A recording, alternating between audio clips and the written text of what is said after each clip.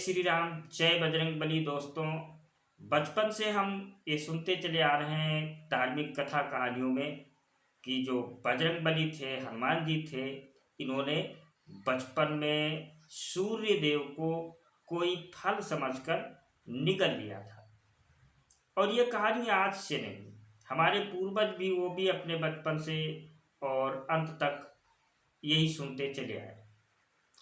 और इसके पीछे जो बात कही जाती है, आप सबके घर में हनुमान चालीसा पढ़ा जाता है, हनुमान चालीसा का पाठ होता है। और उसमें भी आया है कि युग सहस्र योजन पर भानु लील्यो ताहि मधुर फल जानी। इतना ही नहीं, और भी कहा गया है कि बाल समय रवि भक्ष लियो तब तीनों लोक भय अंधियारो को नहीं जानत है जग में कपि संकट मोचन नाम तिहारो। और ये जो कथाएं, धार्मिक कथाएं हैं, उनके हिसाब से ये कहा जाता है, ये माना जाता है कि जब हनुमान जी छोटे थे, उनका बचपन था, तो उन्होंने कोई फल समझकर भगवान सूर्य देव को निगल लिया था।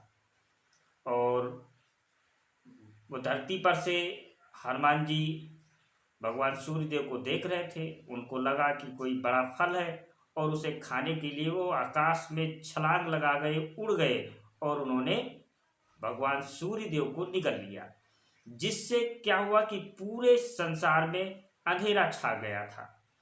और बाद में सूर्य देव ने हनुमान जी को समझाया कि वो सूर्य है, न कि कोई फल। तब हनुमान जी ने सूर्य देव को मुक्त किया था।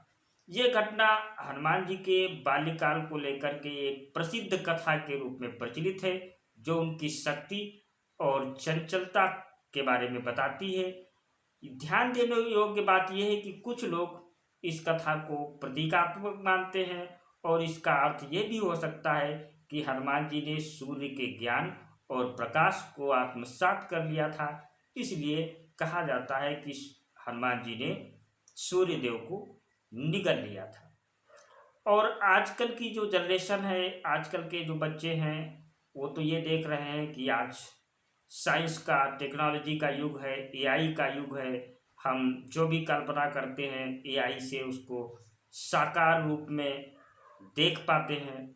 और आज जब हम चांद पर पहुंच रहे हैं, अंतरिक्ष की यात्राएं कर रहे हैं, तो ऐसे में आज की टेक्नोलॉजी और साइंस के युग के बच्चे ऐसी कहानियों पर विश्वास नहीं कर पाते हैं और वो अपने तर्क से इस कथा को, इस कहानी को गलत साबित करने की कोशिश करते हैं।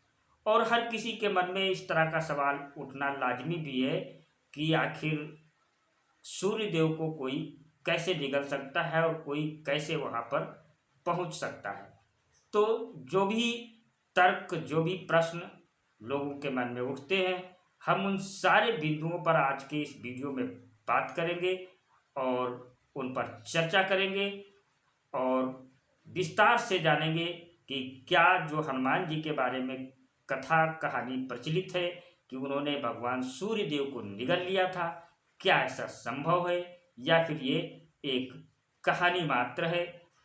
लेकिन उससे पहले अगर आपने चैनल को सब्सक्राइब नहीं किया है तो चैनल को सब्सक्राइब कर लें और बेल आइकन को जरूर दबा लें, ताकि इस तरह की तर्कपूर्ण जो है बातें, तर्कपूर्ण वीडियो जब भी हम आपके लिए लेकर आएँ तो आपको सबसे पहले उसका नोटिफिकेशन मिल जाए। तो नमस्कार दोस्तों, मैं हूं आर्यस अवस्थी और आप देख रहे हैं सनातन वार्ता। और सनातन वार्ता में आज हम बात करेंगे हनुमान जी के बाल्यकाल की और उस कहानी की बात करेंगे जिसमें कहा जाता है कि हनुमान जी ने बचपन में भगवान सूर्य देव को निगल लिया था। तो आइए सबसे पहले जानते हैं कि वो कहानी क्या है और इसके बाद हम इस बात पर डिस्कस करेंगे कि क्या ऐसा कर पाना संभव था, क्या ये सही है, क्या ये कहानी कही जा रही है ये कहीं भी साइंस के, विज्ञान के कसौटी पर खरी उतरती है या फिर ये कहानी मात्र है। तो चलिए जानते हैं कि पहले कहानी क्या है।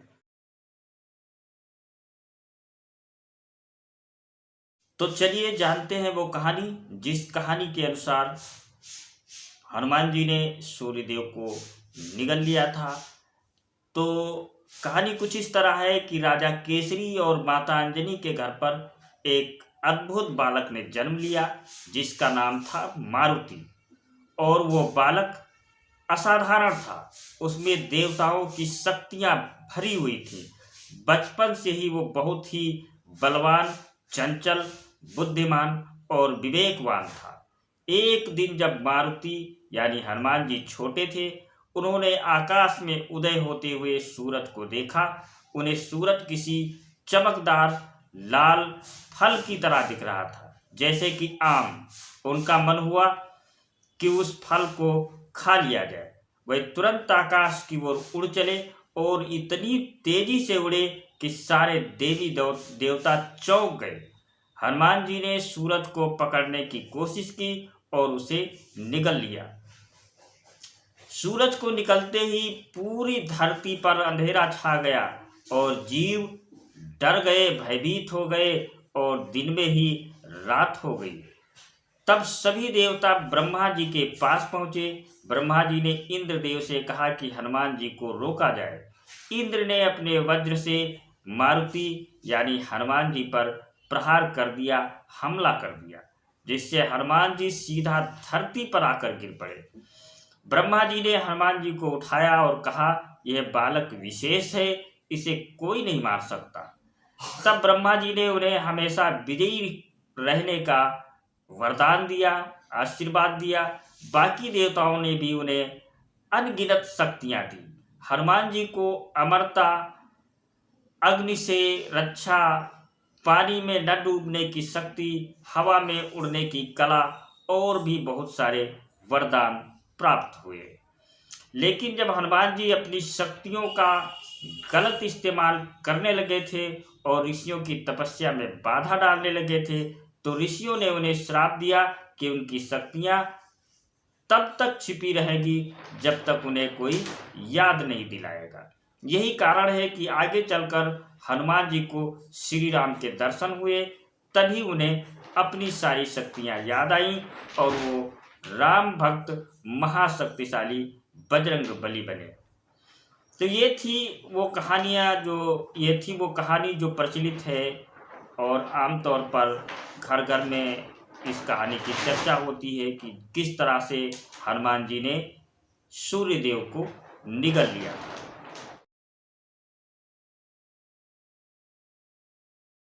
आई कहाँ से? क्या किसी धार्मिक ग्रंथ में इसका उल्लेख है? क्या रामायण में इस कहानी के बारे में उल्लेख है? रामायण में ये कहानी निकली है? तो आखिर इसका धार्मिक पहलू, आध्यात्मिक पहलू है क्या? तो बात करें कि हिंदू जनमानस में ये कथा बहुत ज़्यादा प्रचलित जरूर है कि हनुमान जी सूर्यदेव को एक फल समझकर निगल गए थे। और कई लोग इस पर प्रश्न भी करते हैं कि ऐसा कैसे संभव है, कोई भला सूर्य को कैसे निगल सकता है। लेकिन ये कहानी कहाँ से आई, ये कोई नहीं बता रहा।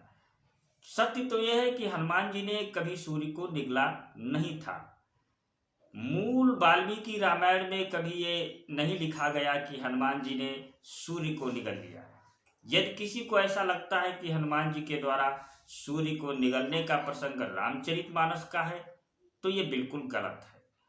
मानस में तो बल्कि इस बात का कहीं कोई उल्लेख ही नहीं है। हनुमान और सूर्य का जो प्रसंग है वो वास्तव में वाल्मीकि रामायण में ही दिया गया है। रामायण के किष्किंधा कांड के सर्ग 66 में हनुमान जी के जन्म के बारे में बताया गया है। और ये प्रसंग तब का है जब हनुमान जी सीता जी का पता लगाने के लिए जाने वाले थे और वानर इस बात की चिंता में थे कि इतना विशाल समुद्र को लांघेगा कौन, कौन पार करके जाएगा। तब हनुमान जी का उत्साह बढ़ाने के लिए जामवंत जी के द्वारा उनके जन्म का वर्णन किया जाता है। और इस सर्ग के 3 श्लोकों से यह बात पूरी तरह से स्पष्ट हो जाती है। किष्किंधा कांड के सर्ग 66 के श्लोक 21, 22 और 23 से ही सारी बातें पूरी तरह से स्पष्ट हो जाती हैं। इसमें जामवंत जी हनुमान जी से कहते हैं कि बचपन में वो सूर्य को फल समझकर खाने के लिए आसमान में उछले और 300 योजन तक पहुंच गए। तब इंद्र ने उन पर अपने वज्र से प्रहार किया। इसमें उनके द्वारा सूर्य को खाने की कोई बात नहीं की गई है। इस तरह की किसी कहानी का कोई उल्लेख नहीं है। 21वें श्लोक में कहा गया है कि बाल्यावस्था में एक विशाल वन के भीतर एक दिन उदित हुए सूर्य को देखकर तुमने समझा कि यह भी कोई फल है, अतः उसे लेने के लिए तुम सहसा आकाश में उछल पड़े।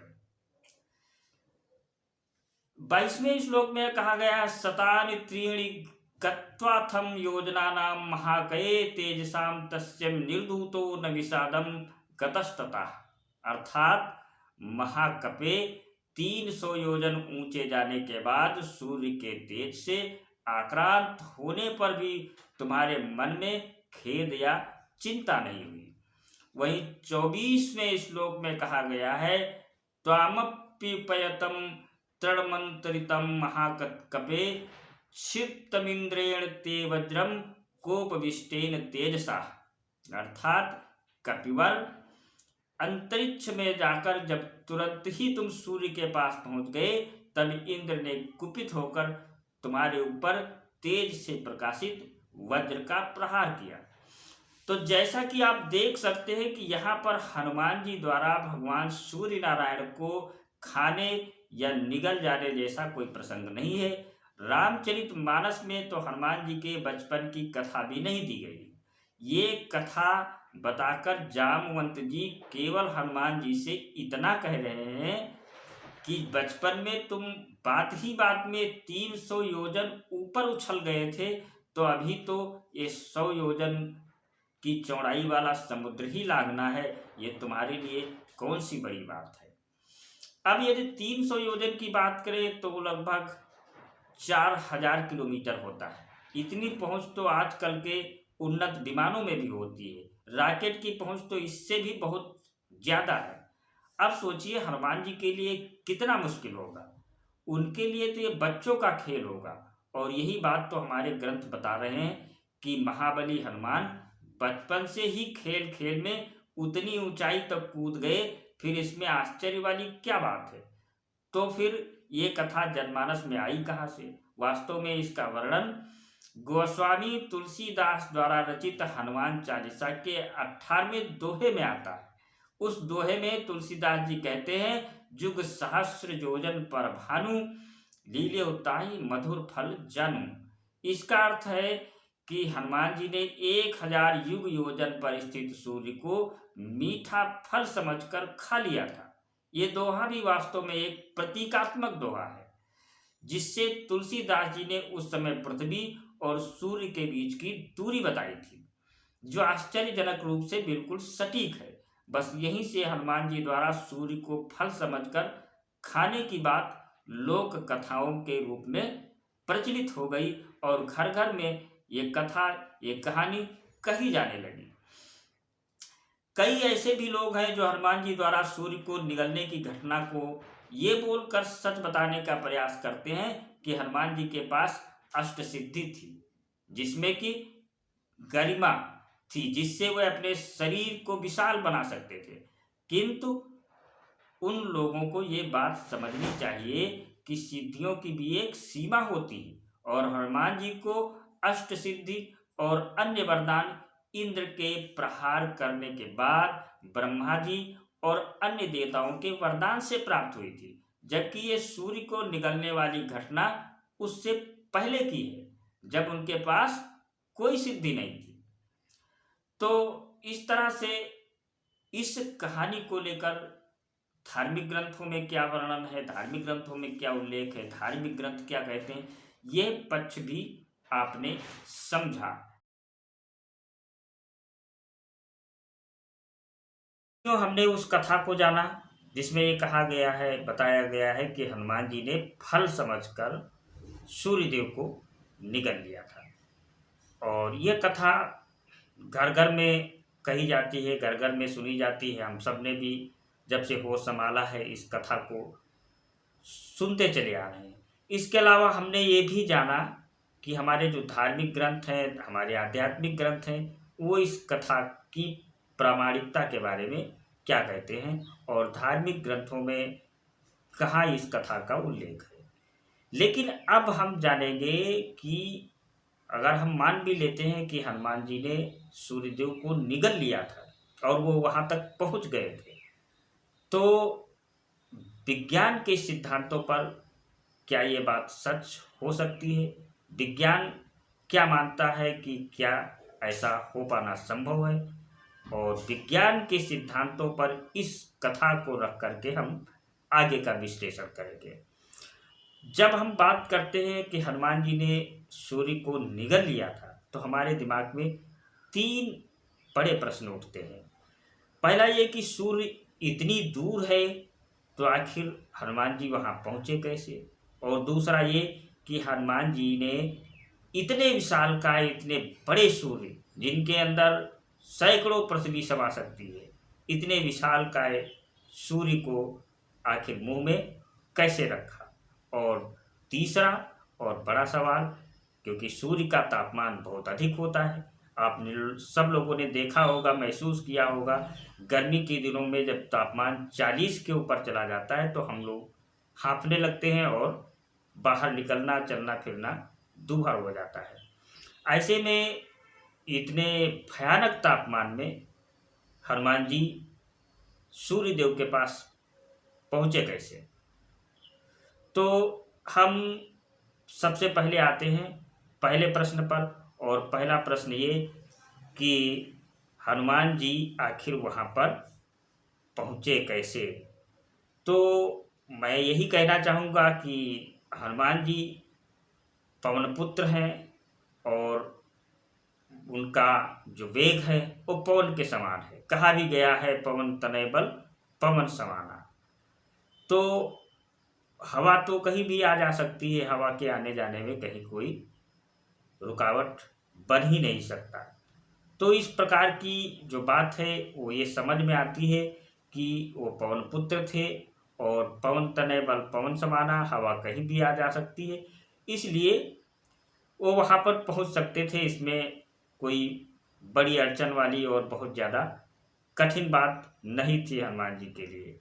लेकिन बात करें अगर सिद्धांतों की, तो ये भी कहा जाता है कि हनुमान जी के पास अष्ट सिद्धियाँ थीं, जिनमें गरिमा, अरिमा, लघुमा ये सब सिद्धियाँ भी थीं। वो जानते थे और वो समझते थे कि सिद्धियों का प्रयोग कैसे करना है, कहाँ करना है। और जो सिद्धियाँ आपको बताते चले, जो ये सिद्धियाँ होती थी, आज के समय में हम भले ही आविष्कार कहते हैं, लेकिन उस समय जो सिद्धियाँ होती थी वो आविष्कार के रूप में ही होती थी। और हनुमान जी 8 सिद्धियों के स्वामी थे, तो आप समझ सकते हैं कि उनके लिए वहाँ पहुँच पाना कोई मुश्किल काम नहीं था। लेकिन इसको थोड़ा वैज्ञानिक तरीके से समझते हैं तो और भी ज़्यादा चीज़ें क्लियर हो जाएंगी। तो हनुमान जी जैसे ही निकले, तो हनुमान जी के बारे में अगर बात करें, जो सिद्धियां होती थी वो आविष्कार होते थे, और जो सिद्धियों का स्वामी होता था वो वैज्ञानिक होता था। तो हनुमान जी उस वक्त के एक बड़े वैज्ञानिक थे। उनके पास 8 सिद्धियां थी, मतलब 8 आविष्कार उनके द्वारा किए गए थे। और वो सभी सिद्धियां जो हनुमान जी के पास थी, उन्होंने सूर्य तक पहुंचने के लिए उन सभी सिद्धियों का प्रयोग किया। और उन्हीं सिद्धियों के बल पर हनुमान जी ने क्या किया कि वातावरण से ही ऊर्जा को कलेक्ट किया और उसको अपनी गतिज ऊर्जा में परिवर्तित कर दिया। और कुछ ऊर्जा उन्होंने एक सूत्र के अनुसार प्राप्त की, जिसका मतलब होता है E=mc², यानी अपना द्रव्यमान उन्होंने घटाया, खुद को थोड़ा छोटा किया और उससे निकलने वाली बहुत सारी एनर्जी को अपनी गतिज ऊर्जा में परिवर्तित कर दिया। इस प्रकार से उनका जो वेग था, उनकी जो गति थी, इतनी अधिक और तीव्र हो गई, फिर वो वायुमंडल के पिंड तारों की ऊर्जा से ही जो आप ये कहिए कि सूर्य की ऊर्जा से ही वो अपने आप को गतिज ऊर्जा अपने लिए लेते गए, और जो सूर्य से ऊर्जा उनको मिल रही थी उसको वो गतिज ऊर्जा में परिवर्तित करते गए, और लगातार उनका जो वेग था, उनकी गति थी, वो बढ़ती गई, और इस तरह से वो वहां तक पहुंच गए। अब चूंकि हनुमान जी को तो सिद्धियां प्राप्त थी और उनको इसमें महारत हासिल थी, तो यहाँ ये बात तो समझ में आती है और इसकी संभावना भी दिखती है कि हनुमान जी वहां तक पहुंच सकते थे और पहुंच पहुंच गए होंगे, क्योंकि वो ऊर्जा को परिवर्तित करना, कन्वर्ट करना जानते थे और उनके पास इस तरह की सिद्धियां थी। एक ऊर्जा को लेकर दूसरी ऊर्जा में परिवर्तित करना ये साइंस का नियम है, साइंस का सिद्धांत है। जैसे सौर ऊर्जा को पकड़ा हनुमान जी ने और उसको गतिज ऊर्जा में परिवर्तित कर दिया, और इस तरह से उन्होंने अपना वेग बनाया, अपनी गति बनाई, अपनी स्पीड बनाई और वहां तक पहुंच गए। अब दूसरी बात ये उठती है कि इतने बड़े सूर्य को हनुमान जी ने मुंह में कैसे रख लिया, ये भी एक बड़ा प्रश्न है जो लोगों के मन में उमड़ता घुमड़ता रहता है। और हनुमान जी इतने बड़े तो नहीं थे कि वो अपने मुख में सूर्यदेव को रख सके। तो बता दें कि उनके पास और भी सिद्धियां थीं, और भी आविष्कार थे, और उन्हीं में से एक सिद्धि थी गरिमा। और आपको बता दें कि आइंस्टीन का एक सूत्र है E=mc²,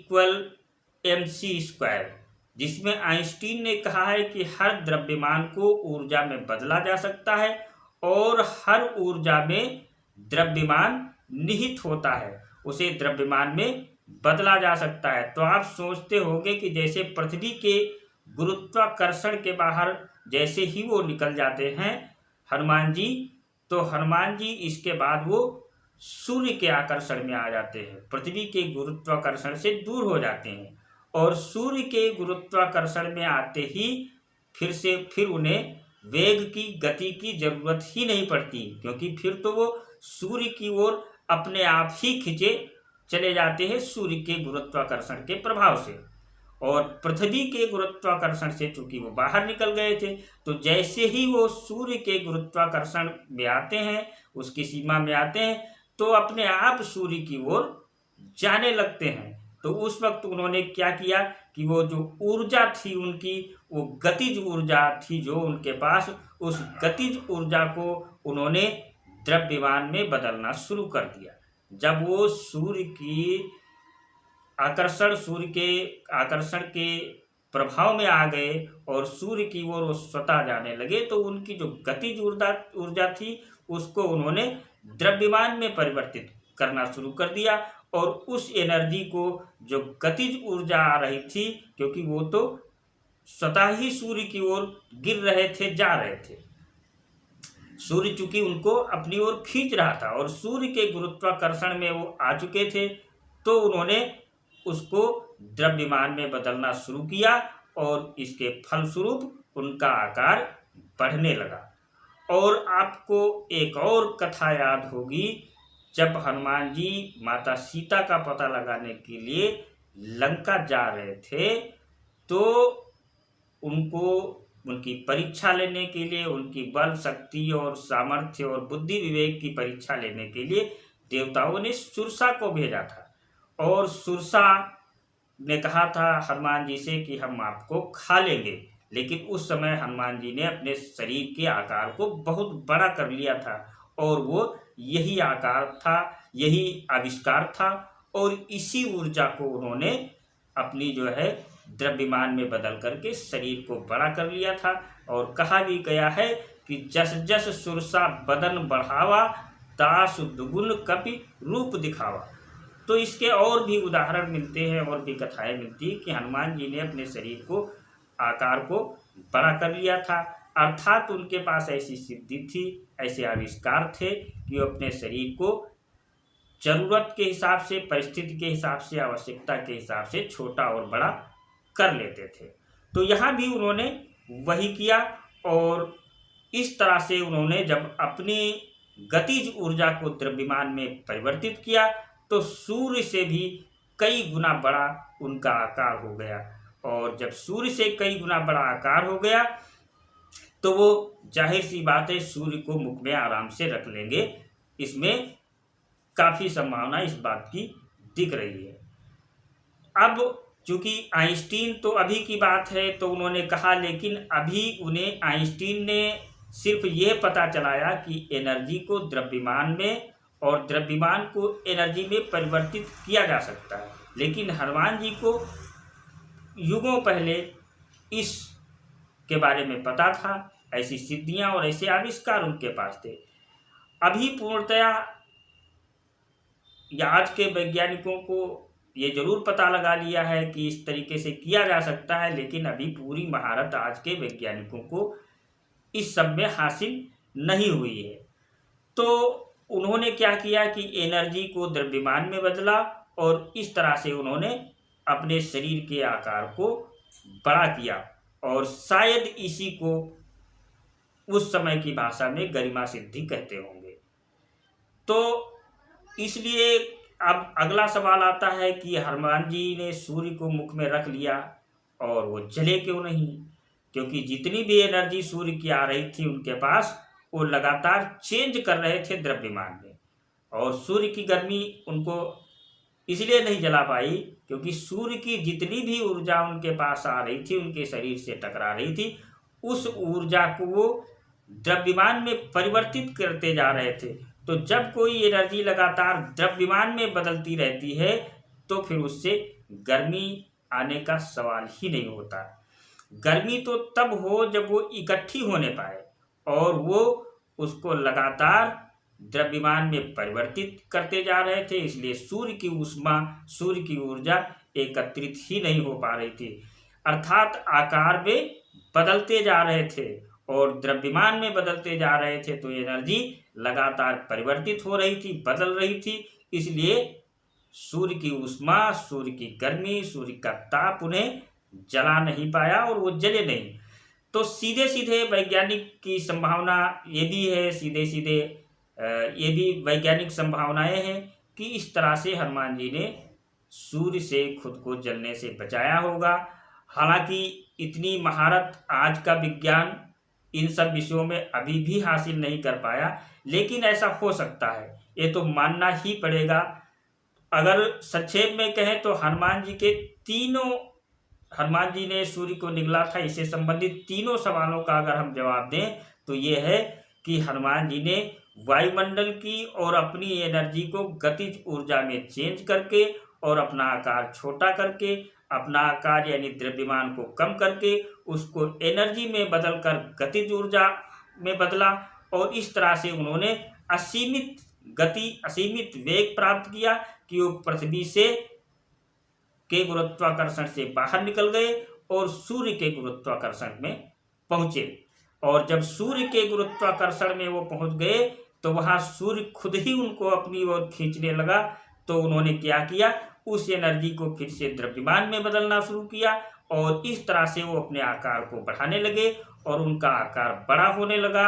और जब तक वो सूर्य के पास पहुंचे तब तक वो इतने बड़े हो चुके थे कि वो सूर्य से भी कई गुना बड़े थे, और सूर्य तक पहुंचते पहुंचते वो इतना विशालकाय हो गए थे कि सूर्य को मुंह में रख सकते थे। और जले इसलिए नहीं क्योंकि एनर्जी को लगातार परिवर्तित कर रहे थे, चेंज कर रहे थे, बदल रहे थे, और वो लगातार बदलती जा रही थी उनके आकार के रूप में। और जब एनर्जी संचित नहीं हो पाई, ऊष्मा ऊर्जा एकत्रित नहीं हो पाई, तो उन्हें जला नहीं पाई। तो वैज्ञानिक दृष्टिकोण से भी माना जा सकता है कि हनुमान जी के लिए ऐसा कर पाना संभव था, कुछ बहुत ज़्यादा कठिन नहीं था, और ऐसा उन्होंने किया भी अपनी सिद्धियों के बल पर, अपने आविष्कारों के बल पर। तो ये था पूरा विश्लेषण उस कथा का, उस कहानी का, जो कहा जाता है कि हनुमान जी ने सूर्यदेव को निगल लिया था फल समझकर। अब आपको ये वीडियो, हमारा विश्लेषण कैसा लगा, आप अपनी बात कमेंट के माध्यम से हमारे पास ज़रूर पहुंचाएं और वीडियो को लाइक करें, शेयर करें। वीडियो अच्छी लगी है तो चैनल को सब्सक्राइब ज़रूर करें।